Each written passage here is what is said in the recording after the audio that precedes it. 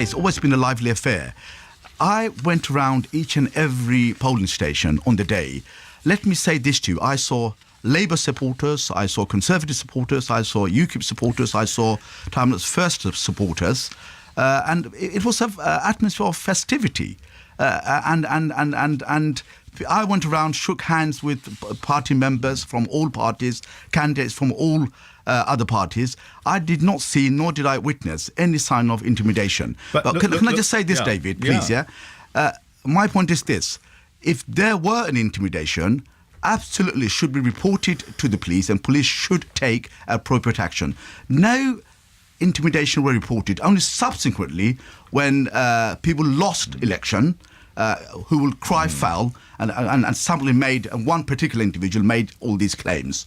But the police are investigating. But can I just see, I've got quotes here from two councillors, one Labour, one Conservative. Rachel Saunders told Radio 4, in fact, there were huge crowds at some polling stations shouting at people or encouraging them to vote in a particular way. She added that presiding officers should have ensured leaflets were removed from polling booths. To actually have your leaflets in polling booths, but failed to do so. And the leader of the Conservative group, Mr. Gold, said there were 4 people supporting one particular candidate standing outside, and then as I entered the school, there were 11 of his supporters in the playground. They're obviously talking about you. They were picking on certain residents and going up to them, trying to persuade them to vote, right up to the moment they entered the room to vote. Now, you see, first of all, I mean, please believe, I've no desire to pick a fight with you. I love Tower Hamlets, but I just don't get why a man who's plainly a democratic politician, as you are, why you allow your supporters to do this, because the reality is it looks like intimidation. And by the way, this business about reporting it to the police, yet another example of the Metropolitan Police letting us down.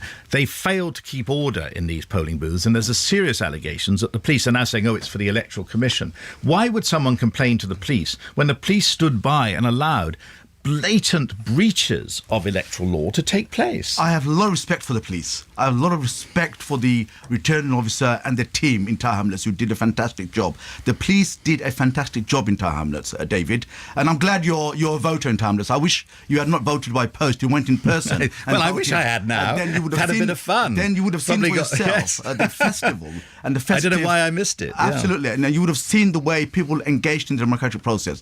On the one hand, we want to encourage people to engage. On the other hand, we're having to go at people for engaging. Let me say this to you. I think there are sore, upset losers, people who didn't get through. Mr. Golds, who had 6 or 7 seats on the council, now he has 4 seats. Rachel Saunders, my former colleague, 20 seats, and Tower Hamlets First has 18 seats. They cannot accept the fact that another group of people has emerged through the rank to lead and have connection to the people of Tower Hamlets.